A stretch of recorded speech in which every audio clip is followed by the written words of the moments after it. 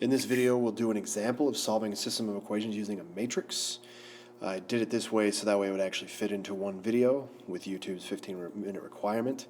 So if you haven't already, make sure you've checked out the videos on both matrices and augmented matrices with row operations, as both of those will be essential to understanding what's going on here. So let's talk about how to actually solve a system using a matrix. So we've talked about row operations and we've talked about matrices, we've talked about how to set them up. So let's actually go ahead and practice this. So the first thing we're going to do is we're going to take this system of equations here and turn it into an augmented matrix. So we're going to look at the coefficients here. And I'm going to go ahead and let the first column be x's, second column be y's, then we'll have the dotted line to represent the equal sign, then we'll have the constants. That's a pretty standard way of creating a matrix. So I'll have 2, 2, dotted line, and 10. And then I'll do the second row, which will be 3, -4, and then 1. There. I have created an augmented matrix. So the first thing I'm going to do is I'm going to try and get a 1 here. Now remember, I can multiply or divide one row by a single number. Now the reason I'm trying to get a 1 here is because I want to get a 1 in this top corner to make it easier to create zeros below it on the x column. The idea is I want to eliminate the x's from any equation below it. And in this case, we're only looking at 2 equations with 2 unknowns. You usually wouldn't apply a matrix to this because it's kind of like going after a fly with a bazooka. It's a little bit overkill. However, if we're talking more equations with more unknowns, the matrix really seems to shine there. So we'll do this with an example just to keep it kind of brief so you can see the ideas in play, but you can expand this thinking to a bigger set of possibilities. So anyway, first thing we're going to do is we are going to multiply row 1 by 1/2, or you could think of it as dividing by 2. Either way, we're just going to change it. We're going to take everything in here and cut it in half on the first row. So then my next matrix is going to look like 1, 1, 5, and then I'm just going to leave the second row as is. Now I'm going to look at, okay, what can I multiply this by so that it will cancel the 3 below it.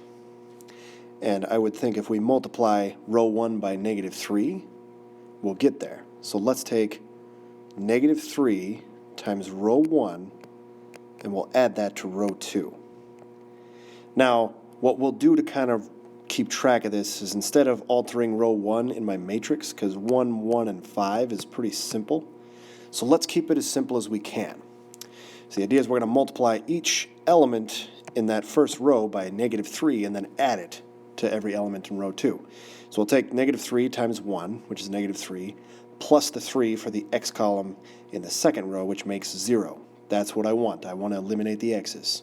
Now we carry through to see what potentially y could be. So we'll go ahead, we'll multiply 1 by -3 for the y's. We'll add that to -4, which is going to make -7. And then we'll take -3 times the 5, which is -15, plus 1 makes -14. Now, likewise, we've got zeros in everything below the x, which in this case is just 1, but if you have more equations, more unknowns, you'll have more to do. Okay, now the next thing I'm going to do is I'm going to go ahead and I'm going to multiply row 2 by a -1/7 or divide by a -7. So I'll take row 2 divided by -7, just to kind of show you the other way of writing it.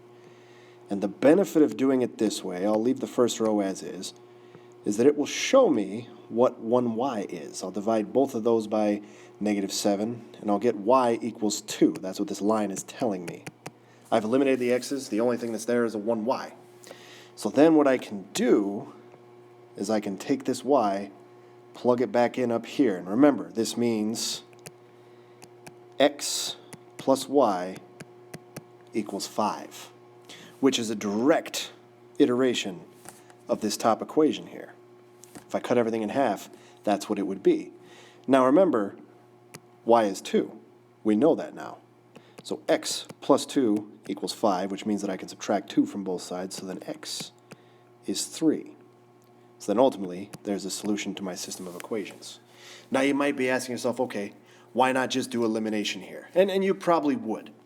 The reason I'm bringing this up is that if you're looking at three equations with three unknowns, if you're talking about an x, a y, and a z, you're going to have to do at least three different eliminations there, probably more. And then that just scales up as you increase the variables and increase the systems or the equations that you have. So by doing this theory with the matrix is it gives you a very clear battle plan, I guess, for lack of a better term, to solve a system of equations, especially if you have three equations and three unknowns or more even. So this is one example with a two equations, two unknowns. I will probably make another video with more equations, more variables. This is just to kind of introduce the theory with something that we could test very easily.